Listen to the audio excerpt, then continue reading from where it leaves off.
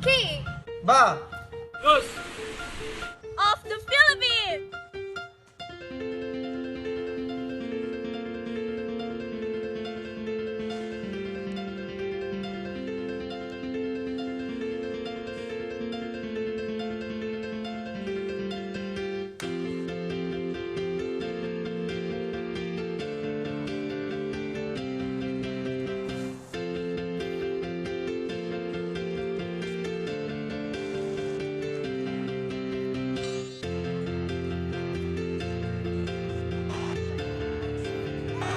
Hi everyone, I'm 𝕸𝔸𝕝 𝕗𝕗𝕄, and now we will discuss to you the topic 3 under final module of comparative models of policy.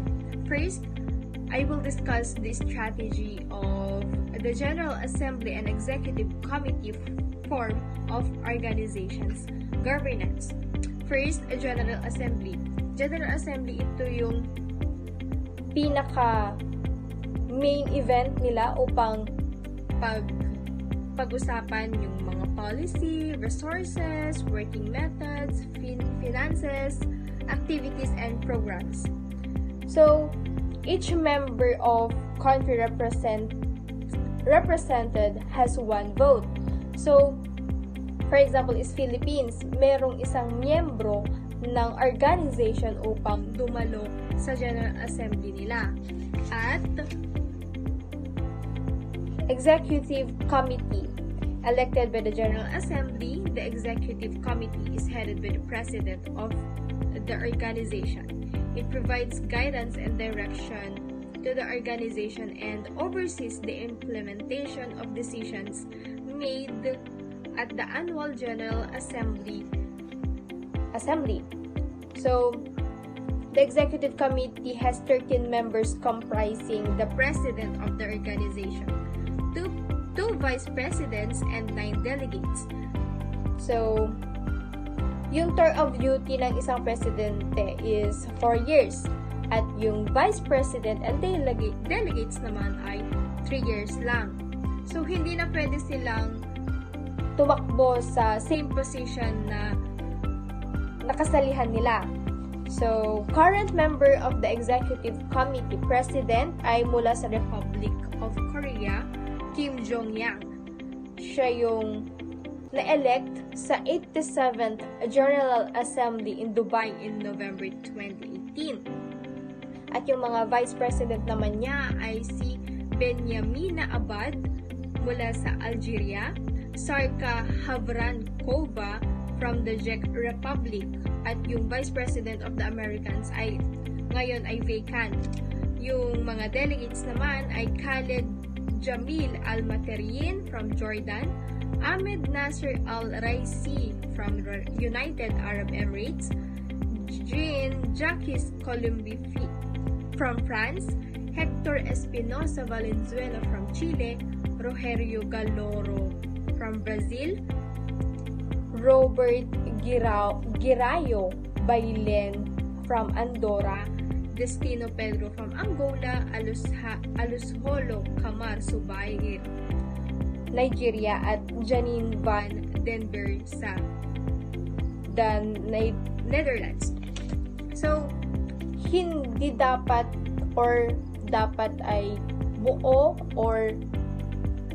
silang lahat from the delegates and Vice President to President upang tumakbo or magampanan nila yung mga dapat nilang gawin sa organisasyon nila. Under sa implementation naman nila ay day-to-day implementation of the organization's strategic decision is carried out by the General Secretariat and National Central Bureaus. So, ang una ay General Secretariat, located daw ito sa Lyon, France. At operate sila 24/7 sa 365 days a year and is run by the Secretary General. At ang National Central Bureaus naman ay each Interpol member country maintains a National Central Bureau linking national police with our global network. So, staffed by highly trained national law enforcement officers, national central bureaus are the lifeblood of Interpol. So, contributing to our criminal databases and cooperating together on cross-border investigations, operations, and arrest. Oversight. So, punta po tayo sa advisor. So, dito po, these are experts in a pure advisory capacity who may be appointed by Executive Committee and confirmed by General Assembly. So, itatagalog po natin, ito po ay isang expert sa isang malinaw na advisory capacity na maaaring maatasan ng Executive Committee at kumpirmahin ng General Assembly. Next is Commission for the Control of Interpol's Files. So the CCF, or what we call Commission for the Control of Interpol's Files, ensures that processing of personal data such as names and fingerprints is in line with Interpol's rules in order to protect both and fundamental areas of individuals and the cooperation among police internationally. Dito po sa CCF, tinitiyak po ng CCF na ang pagproproseso ng isang personal na data tulad ng mga pangalan at isang fingerprint ay naaayon sa patakaran ng Interpol upang maprotektahan ang mga parehong pangunahing mga karapatan ng mga individual at mga kooperasyon ng mga pulis international. Next is technical tools. So, dito po sa technical tools, all 190 Interpol member countries are connected through a secure communications system known as I-24/7. So, dito po sa technical tools, binibigyan nito ang pulisya ng real-time na magpa-access sa mga kriminal na database na naglalaman ng milyon-milyong mga tala or what we call records. Next, punta naman tayo sa 24-hour response. Our command and coordination center is operational around the clock and serves as the first point of contact for any member country faced with a crisis situation. So, dito po, pwede maglagay ng mga specialized na koponan ng pagtugon sa pinangyarihan ng isang seryosong krimen o sakuna o upang tumulong sa mga paghahanda sa seguridad para sa isang pangunahing pang-international na kaganapan. Next, investigative skills. Our forensic experts provide target support to member countries in areas of fingerprint, DNA analysis, and disaster victim identification. So dito po, sinusubaybayan at pinag-aaralan ng analysis ng CI ang impormasyon na nauugnay sa mga particular na lugar para sa krimen at mga organisasyong kriminal at ipapaalam sa mga kasapi na bansa tungkol sa pagsasangkot sa mga uso at patterns. So yun po yung tinatawag nating investigative skills. Next, proceed naman tayo sa police training. We are committed to building the capacity of police around the world through training sessions and our online learning center. So dito po, yung kanilang training portfolio ranges from na nanggagaling sa practical courses in specific crime areas and investigative techniques for frontline officers to high-level management programs for senior police and staff. So yun po yung police training. Okay, ano ang intelligence analysis?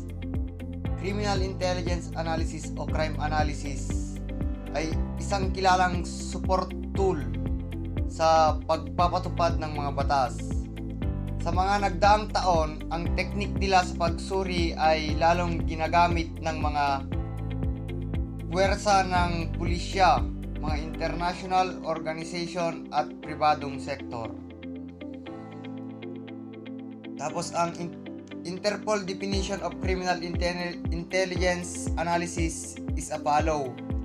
The definition of a provision of insight into the relationship between crime data and other potentially relevant data with a view to police and judicial practice. Tapos, the central task of analysis are to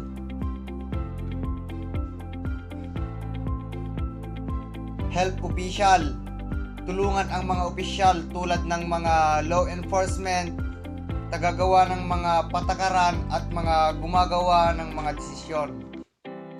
Magbigay ng mga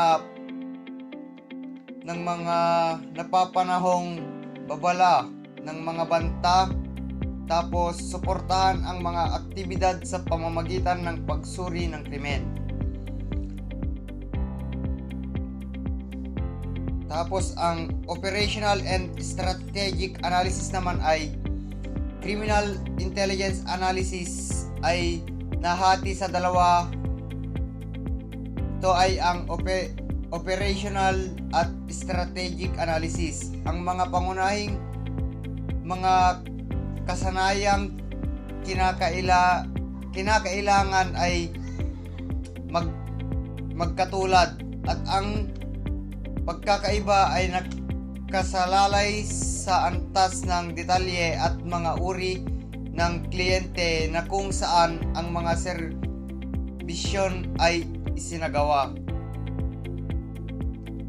Tapos, operational analysis ay naglalayong makamit ang isang tukoy ng law enforcement outcome.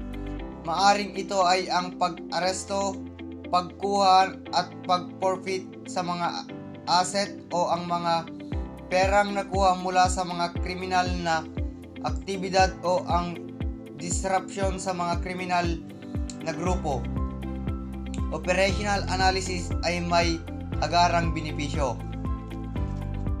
Ang strategic analysis ay inilaan upang ipaalam ang mataas na antas ng paggawa ng mga desisyon at ang benepisyo ay maisa sa katuparan sa mas matagal na panahon.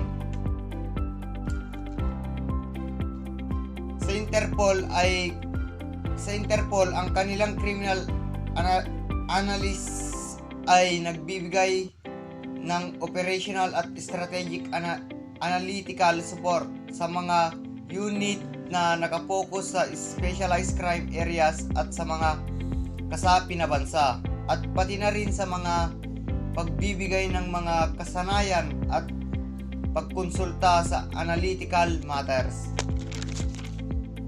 Tapos ang Interpol Manila naman ay noong 1961 to 1993 NBI Top Avenue Manila. Then 1993 to 1999 PNP Camp Crame, Quezon City by virtue of MO number 92 dated February 15, 1993 by Fidel B. Ramos. Tapos noong 1999 present hanggang ngayon ay PCTC by virtue of EO 62 as amended by EO 100.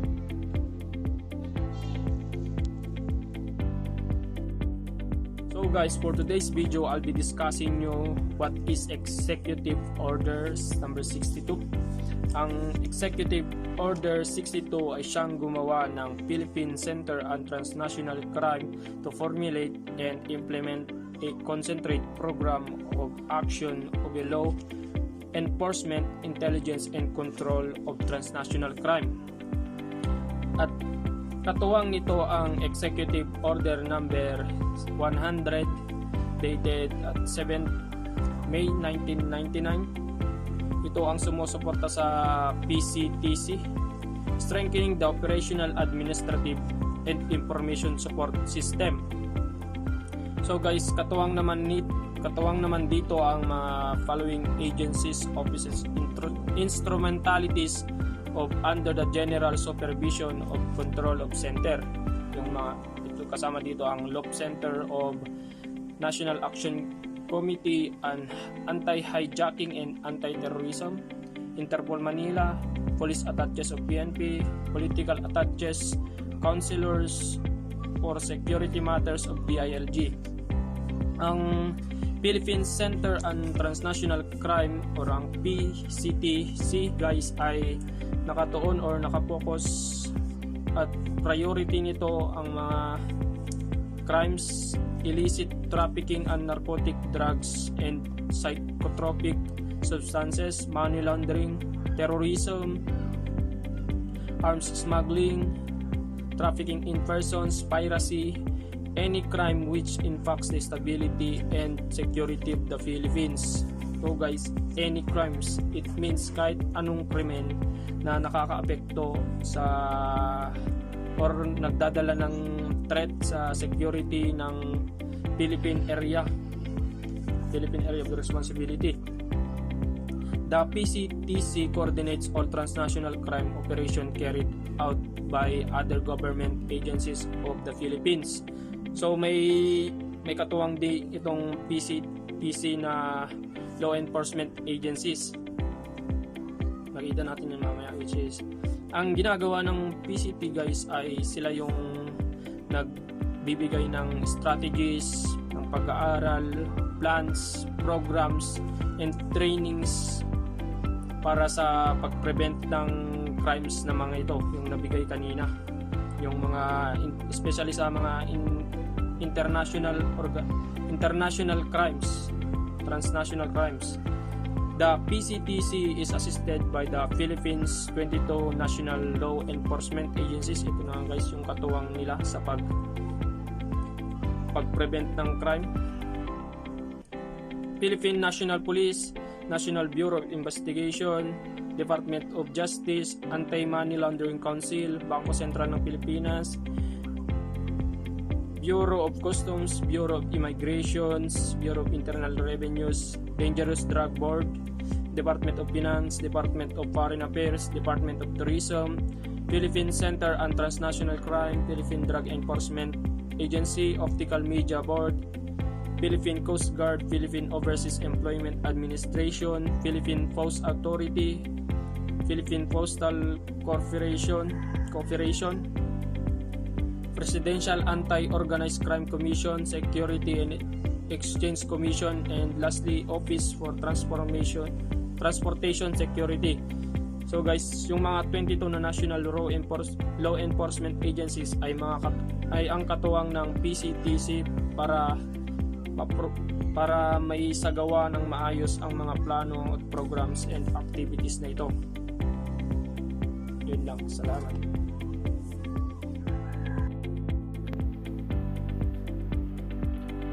The National Central Bureau for the Philippines. It is the interministerial entity which is not part of the Philippines National Police, but instead it is directly attached to the office of the President. As such, it benefits from direct access to the service of the law enforcement agency in the Philippines.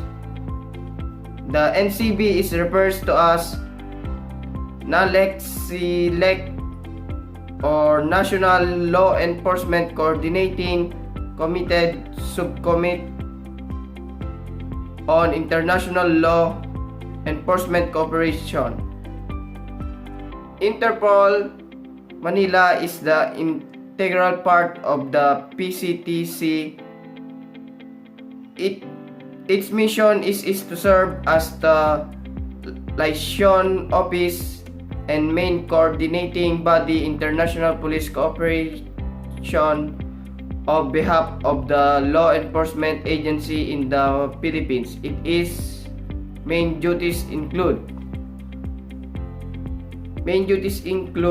is monitoring and coordinating law enforcement activities relating to transitional crime, affect the Philippines. Number 2, operating and maintaining an operation centre to serve as the focal point for international cooperation on transitional crime for all law enforcement agency in the Philippines. Number 3, acting as an ALEX subcommittee in monitoring of crime and activities which is threaten national security and the economy. Number 4, Interpol Manila works around the clock and use English as its main working language.